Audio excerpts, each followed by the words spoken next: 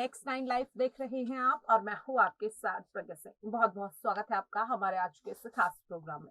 आज के इस प्रोग्राम में हम बात करेंगे महाराष्ट्र की। जी हाँ, जिस तरह से महाराष्ट्र में एक लंबे सियासी ड्रामे के बाद आखिरकार बागी हुए शिंदे महाराष्ट्र के नए मुख्यमंत्री के तौर पर शपथ ले चुके हैं, लेकिन ये ड्रामा अभी यहाँ भी थमता हुआ नजर नहीं आ रहा। जी हाँ, जिस तरह से एकनाथ शिंदे ने मुख्यमंत्री बनकर महाराष्ट्र की कमान तो अपने हाथ में ले ली है, लेकिन देवेंद्र फडणवीस को लेकर लगातार विपक्षी नेता जिस तरह से शिंदे को घेर रहे हैं, शिंदे की मुश्किलें अब बढ़ती हुई नजर आ रही हैं। जी हाँ, आज के इस प्रोग्राम में हम इसी पर चर्चा करेंगे कि क्या कुछ ये पूरी वजह है देवेंद्र फडणवीस ने जिस तरह से मुख्यमंत्री पद को छोड़कर डिप्टी सीएम का पद स्वीकार कर लिया है।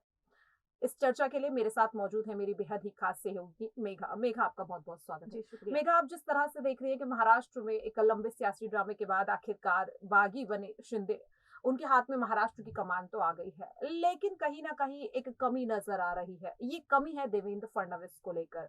देखिए, जहां जिस तरीके से ये पूरी जो सियासी घमासान चल रहा था, इसमें लगातार ऐसा लग रहा था कि शायद जो पद शिंदे संभालने वाले हैं वो पद देवेंद्र फडणवीस को मिलने वाला था। प्रेस कॉन्फ्रेंस पे से कुछ वक्त पहले तक भी ऐसी ही खबरें सामने आ रही थी कि देवेंद्र फडणवीस एक बार फिर से मुख्यमंत्री पद पर नजर आएंगे, लेकिन प्रेस कॉन्फ्रेंस में बिल्कुल उल्टा हो गया। अब देखिए, जिस तरीके से इस तरीके की खबरें सामने आ रही है कि एकनाथ शिंदे की ताजपोशी के बाद एक जश्न का माहौल था, जिससे देवेंद्र फडणवीस गायब नजर आए, साथ ही उनके गुट के लोग भी नजर नहीं आए वहां पर। तो मेघा, मेरा आपसे यही सवाल है कि क्या बीजेपी की बात रखते हुए देवेंद्र फडणवीस ने डिप्टी सीएम का पद तो स्वीकार कर लिया है, लेकिन कहीं ना कहीं उनके मन में एक बगावत नजर आ रही है। क्या लगता है कि क्या ये वाकई में बगावत है या फिर सिर्फ विपक्षी दल इसे अपने फायदे के लिए इस चीज को बढ़ाने की कोशिश कर रहे हैं? मेघा देखिए, जहाँ यहाँ पर आग लगती है ना, वहीं धुआं उड़ता है। जी। कुछ ना कुछ तो बात रही होगी, तभी हम्म। देखने को मिला कि जैसे ही देवेंद्र फडणवीस ये ऐलान करते हैं कि शिंदे सरकार में उनकी कोई भूमिका नहीं रहेगी, हम्म। वो अलग से ही सरकार को जो है सिर्फ देखेंगे, निरीक्षण करेंगे, तभी देखिए तमाम बीजेपी के दिग्गज नेता सामने आ जाते हैं, चाहे वो जेपी नड्डा हो, अमित शाह हो, और लगातार ट्वीट के जरिए, मीडिया के जरिए यहाँ पर देवेंद्र फडणवीस को महाराष्ट्र की राजनीति में सक्रिय रहने की सलाह देती है। डिप्टी सीएम का पद स्वीकार करने के लिए लगातार जो है बीजेपी के आला नेता के ऊपर से दबाव बनाया जाता है। तो यहाँ पर जरूर नाराजगी तो होगी देवेंद्र फडणवीस की, तभी इस तरह के बड़े बड़े नेता जो है यहाँ पर देवेंद्र फडणवीस को मनाने में लगे हुए थे, और लास्ट में देखा गया कि उनकी बात मानी भी जाती है और देवेंद्र फडणवीस जो है डिप्टी सीएम का जो पद है वो स्वीकार भी करते हैं। लेकिन रही बात यहाँ पर सीएम पद की, तो वो हमेशा से 2019 की अगर मैं बात करूं तो 2019 में बीजेपी सत्ता में इसलिए नहीं आ पाई थी क्योंकि बीजेपी अड़ी हुई थी कि देवेंद्र फडणवीस ही सीएम बनेंगे, और वहीं दूसरी तरफ शिवसेना चाहती थी कि उद्धव ठाकरे ही सीएम बने। तो इस वजह से देखा गया 2019 में जो गठबंधन नहीं हो पाया, आज वही देवेंद्र फडणवीस सीएम नहीं बन पा रहे, तो जरूर कुछ बात तो होगी यहाँ पर। बिल्कुल। देखिए मेघा, इसी पर जिस तरीके से हमने देखा कि उद्धव ठाकरे ने भी इस चीज को लेकर बयान दिया कि अगर यही करना था तो फिर आखिरकार आज से 2.5 साल पहले क्यों शिवसेना और बीजेपी का गठबंधन नहीं किया गया। कहीं ना कहीं जिस तरीके से शिंदे को मुख्यमंत्री बनाया, तो इससे उद्धव ठाकरे की नाराजगी भी सामने आई और उनका दर्द भी छलकता हुआ नजर आया। अब देखिए, इसी बीच आदित्य ठाकरे का भी एक बड़ा बयान सामने आया है। बयान ये है कि उन्होंने फ्लोर टेस्ट को लेकर जिस तरीके से बीजेपी पर निशाना साधा है, और इसी के साथ आदित्य ठाकरे ने भी देवेंद्र फडणवीस को लेकर यही बात कही है कि आखिरकार अगर यही चीज करनी थी, अगर शिंदे को ही मुख्यमंत्री बनाना था, तो शिंदे की जगह उद्धव ठाकरे को बना लेते, तो जो एमवीए का गठबंधन हुआ है वो नहीं होता।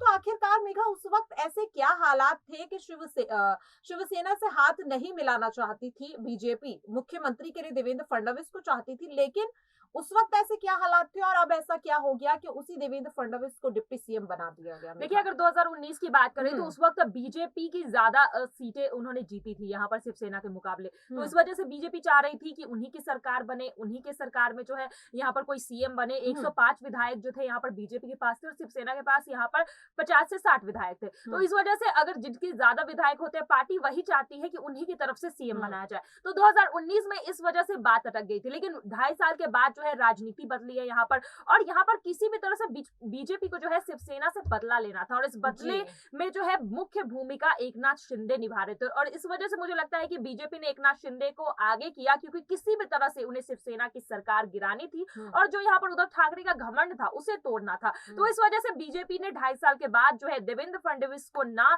सीएम बनाकर यहाँ पर एकनाथ को सीएम बनाने के ऊपर हामी भर दी है। जी, तो बिल्कुल साफ तौर पर ये कहा जा सकता है मेघा कि शिवसेना से बदला लेने के लिए बीजेपी ने शिंदे का फायदा उठाया है या उन्हें अपनी पार्टी में शामिल किया है। लेकिन क्या जिस तरीके से देवेंद्र फडणवीस को लगातार मुख्यमंत्री बनाने की कोशिश मांग की जा रही थी, तो क्या ऐसा हो सकता है मेघा कि आने वाले वक्त में बीजेपी शिंदे को भी लात मार दे?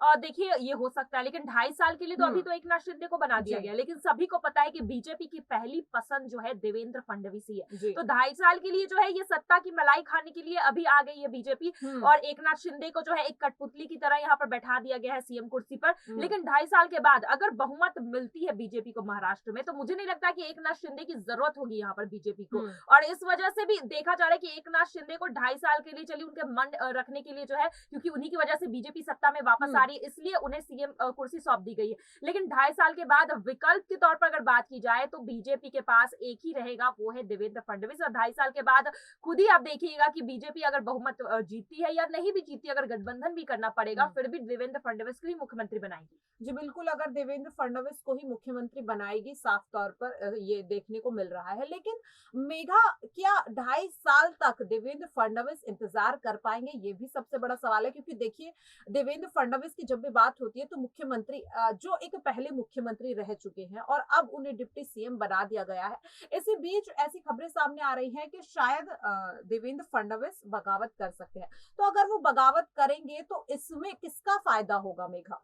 देखिए फायदा तो सीधे तौर पर विपक्ष का होगा, और विपक्ष चाह भी रही है कि किसी भी तरह से देवेंद्र फडणवीस को अपने पाले में लिया जाए इस चीज को लेकर। लेकिन अब मुझे लगता है ये चीज हो नहीं पाएगी। बीजेपी देखिए अगर राजनीति की अगर बात करें तो अभी सबसे आगे चल रही है, क्या करना है क्या नहीं करना है, प्लान ए से लेकर प्लान सी तक बीजेपी के पास सब तैयार रहता है। तो मुझे नहीं लगता कि बीजेपी से बगावत करने के बारे में सोचेंगे भी अभी देवेंद्र फडणवीस। सिर्फ 2.5 साल की बात है, अगर 2.5 साल के बाद भी बीजेपी एकनाथ शिंदे को लेकर आगे चलेगी, तब हो सकता है कि वहां पर देवेंद्र फडणवीस कोई बड़ा कदम उठाए। लेकिन अभी बीजेपी ने यहाँ पर डिप्टी सीएम का एक पद दे दिया देवेंद्र फडणवीस को, ताकि उनका भी मन रखा रहे, और उन्हें वो जो बातें कर रहे थे कि महाराष्ट्र की सत्ता में वो नहीं वापसी करेंगे, लेकिन बीजेपी के दबाव में डालने के बाद देवेंद्र फडणवीस देखिए डिप्टी सीएम की पद को स्वीकार भी करते हैं। तो कहीं ना कहीं बीजेपी इन सारी चीजों को जान रही है कि अगर देवेंद्र फडणवीस महाराष्ट्र की सत्ता से बाहर रहेंगे तो इस तरह की चीजें होंगी, उन्हें भड़काने का काम किया जाएगा। तो इस वजह से भी देखा जा रहा है कि बीजेपी पूरी तरह से राजनीति में उन्हें इन्वॉल्व करके रखना चाहती है, ताकि आगे चलकर जो है देवेंद्र फडणवीस जिस तरह से एकनाथ शिंदे ने बगावती तेवर अपनाए थे वो देवेंद्र फडणवीस ना करे।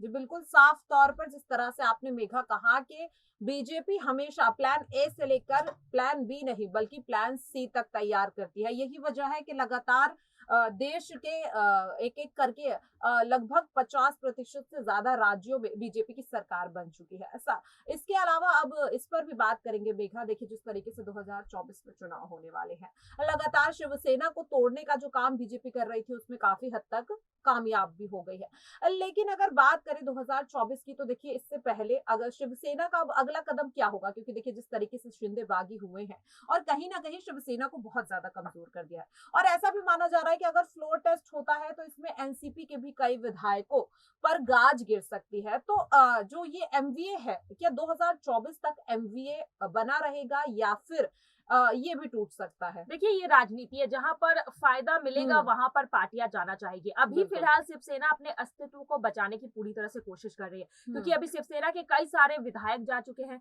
यहाँ पर सांसद को लेकर भी यही खबरें आ रही है कि सांसद भी अब विधायक के साथ जो है बागीपन अपनाकर बीजेपी में शामिल हो सकते हैं। तो शिवसेना को दोनों तरफ से झटका लग रहा है। तो इस वजह से शिवसेना पहले तो अपनी पार्टी को बचाने की कोशिश करेगी, उनके अस्तित्व को बचाने की कोशिश करेगी, फिर आगे चुनाव में किस तरह से रणनीति रहेगी वो बात की बात है। तो अभी फिलहाल उद्धव ठाकरे शिवसेना को एकजुट करने के पीछे लगे हुए, और इसके बाद कोई बागीपन ना अपनाए, इसके बाद जो है कोई नाराज होकर दूसरी पार्टी को शामिल ना करे, इसमें अभी मनाने में अभी पूरी तरह से यहाँ लगे हुए। रही बात गठबंधन की, तो देखिए अभी शरद पवार भी कह रहे हैं, एनसीपी भी यही कह रही है कि वो अभी शिवसेना का साथ नहीं छोड़ेगी, कांग्रेस पार्टी भी यही कह रही है। लेकिन सभी को पता है कि जहां मतलब की राजनीति दिखेगी, जहां फायदा दिखेगा, वहां ये सारी पार्टियां जरूर जाएंगी। तो 2024 में अभी देरी है, 2.5 साल के अंदर विपक्ष के तौर पर रहकर शिवसेना क्या करती है, पहले अपनी अस्तित्व को बचा पाती है या हम्म। नहीं, ये एक बड़ा सवाल है। जी बिल्कुल, साफ तौर पर अभी 2024 में 2.5 साल से ज्यादा का वक्त है।